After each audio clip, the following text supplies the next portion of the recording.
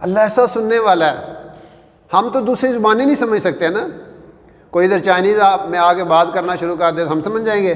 لیکن اللہ اکبر، اللہ ہر ایک کی سن رہا ہے۔ اللہ رب العزت فرماتے ہیں، داؤد علیہ السلام سے فرمایا میرے نافرمان بندوں کو اگر پتہ چل جائے کہ میں ان سے کتنی محبت کرتا ہوں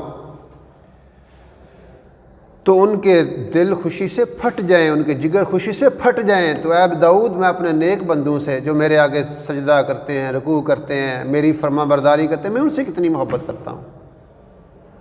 حضرت عمر رضی اللہ تعالیٰ کے زمانے میں ایک گویا تھا گانے والا، خفیہ چھپ چھپا کے گانے گایا کرتا تھا۔ اب جب تک گاتا رہا کام چلتا رہا، جب وہ بوڑھا ہو گیا اب وہ زبان بھی وہ نہ رہی،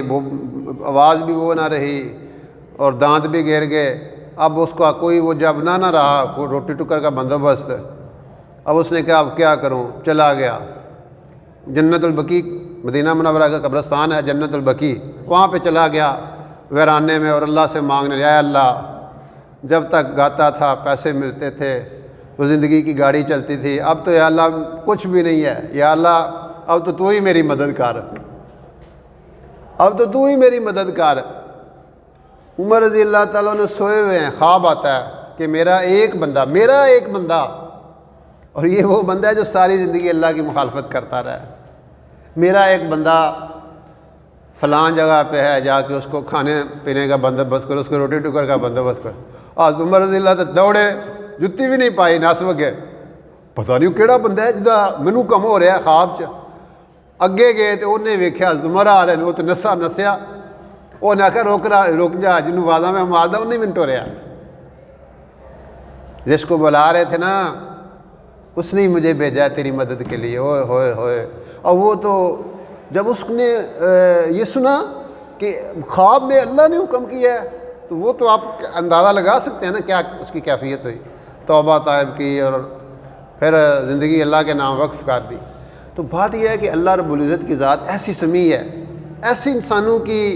اپنے بندوں کی کیا فرمایا، اے وہ لوگو قل یا عبادی الذین اسرفوا علی انفسہم لا تقنطوا من رحمت اللہ ان اللہ یغفر الذنوب جمیعا۔ اے میرے حبیب علیہ الصلوۃ والسلام میرے ان بندوں سے کہہ دیں، میرے ان بندوں سے کیا، جنہوں نے اپنی جانوں پہ بڑے ظلم کیے ہیں، جنہوں نے اپنی جانوں پہ بڑے ظلم کیے ہیں، وہ اللہ کی رحمت سے مایوس نہ ہوں۔ ان اللہ یغفر الذنوب جمیعا، اللہ ان کے سارے گناہوں کو معاف کر دے گا۔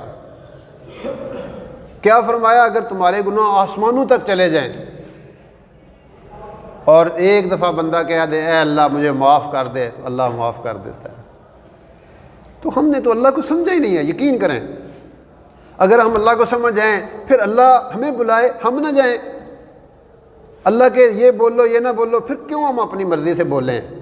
کیوں اپنی مرضی سے سنیں، کیوں اپنی مرضی سے دیکھیں، اپنا پیسہ ان جگہوں پہ لگائیں جہاں اللہ رسول چاہتے ہیں۔ مسلمان کا ایک